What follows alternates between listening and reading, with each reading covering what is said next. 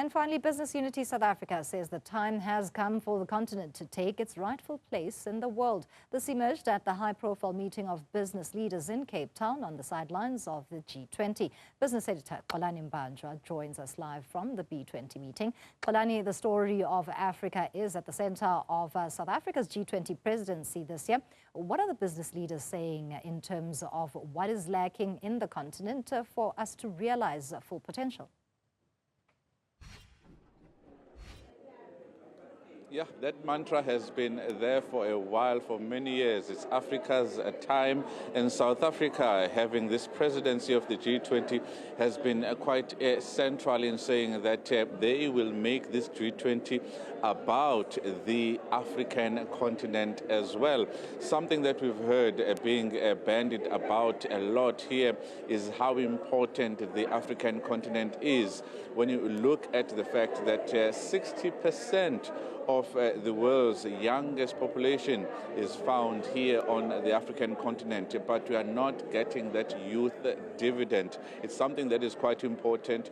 But yes, that's a very big question that I'm going to pose to the President of Business Unity South Africa, Mxolisi Mgojo, who joins us now. Mr. Mgojo, thank you very much for your time as always. Let's talk about what we are doing here. What are we trying to achieve here in this launch of the B20 on the sidelines of the G20? Thank you very much, Xolani.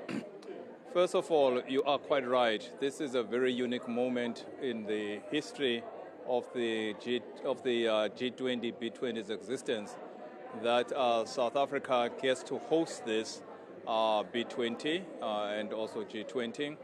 And of course, being the host, and the focus for us is about that this must be a Africa B20.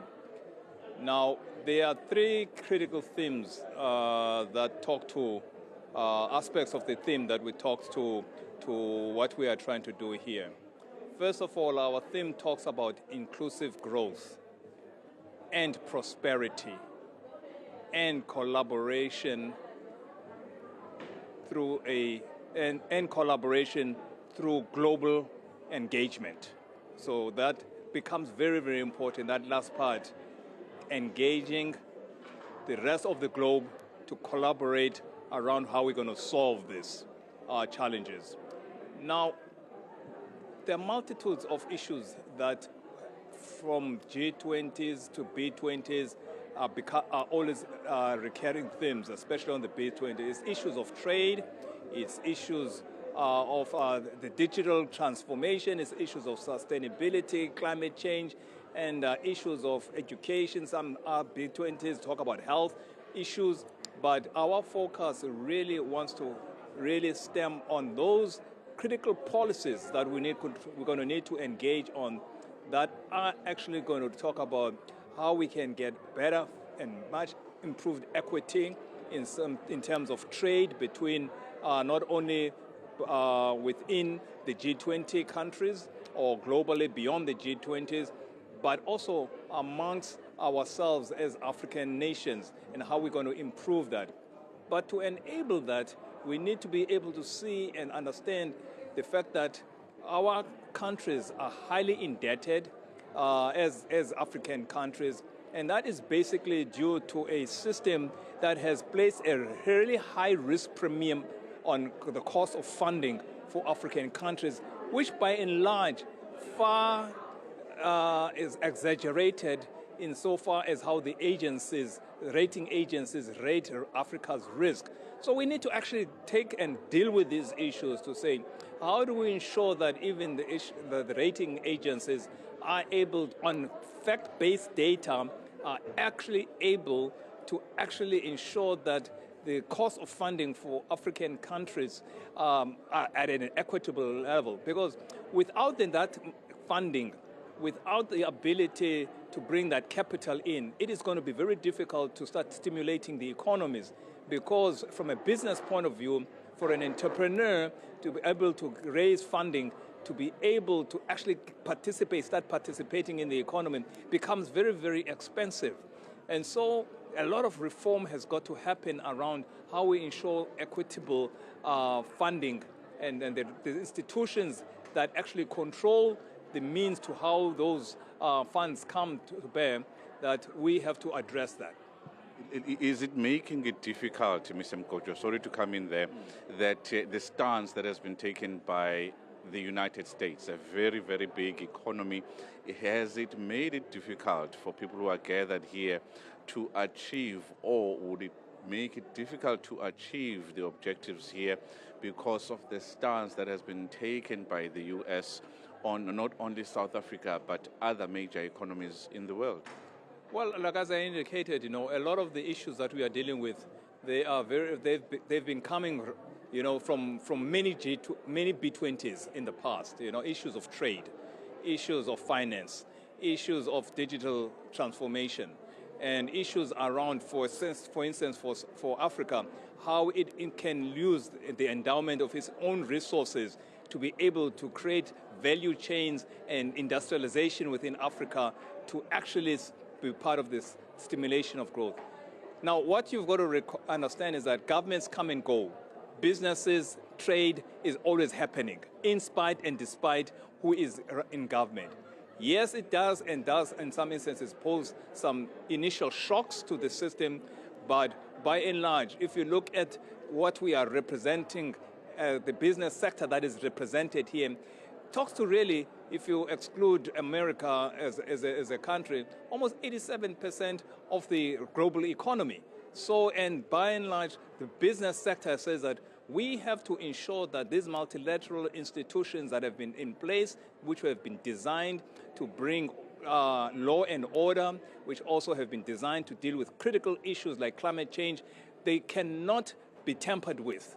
And therefore, ours is to advocate for the existence and the continuing strengthening, but also the reforming of those to ensure that the global souths are not negatively impacted when we start talking about issues of just transition. That becomes an equitable way of actually how we make sure that countries get protected in terms of how they are transitioned so that their economies are not, and the people, the most vulnerable people, don't suffer as part of that transition. Briefly, before I let you go, let's talk about the opportunities. There's been a lot of discussion about the opportunities that exist on the African continent. Briefly. Well, there are a lot of opportunities. I mean, look, if you look at just in the past 10 years, how Africa has overcome certain barriers in terms of trade, okay? The fintech industry, using these new global platforms, a lot of them have actually been innovated and developed within Africa, which has allowed the smaller business sector to not to be part of a system that actually inhibits its ability to able to actually get access to funding and also being able to have their own credit ratings being the factor of them being able to get funding. So there is a lot of innovation that is taking place in Africa. But what we need to understand and accept that there is a huge population of youngsters which are actually becoming the new workforce of the future for the whole global economies, because we're going to have the youngest population, and that is going to be there in the next coming 10, 15, 20 years. And it creates such huge opportunities for the new youth to actually be incapacitated and being skilled in manners that will actually help us position ourselves in a much more stronger position to actually really drive this inclusive growth.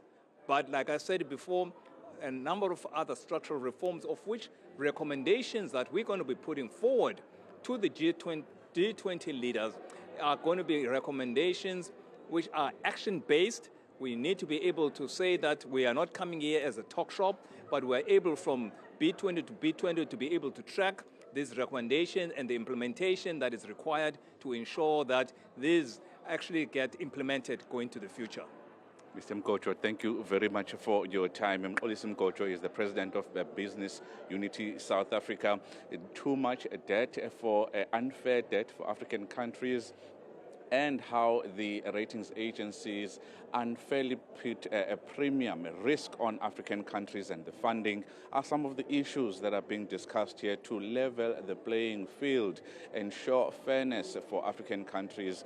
That is going to improve the infrastructure that is needed and the regional economies as well. A lot to come under discussion in the next couple of days at the G20 as well, and we'll be bringing you that over the next couple of days. Back to you in studio.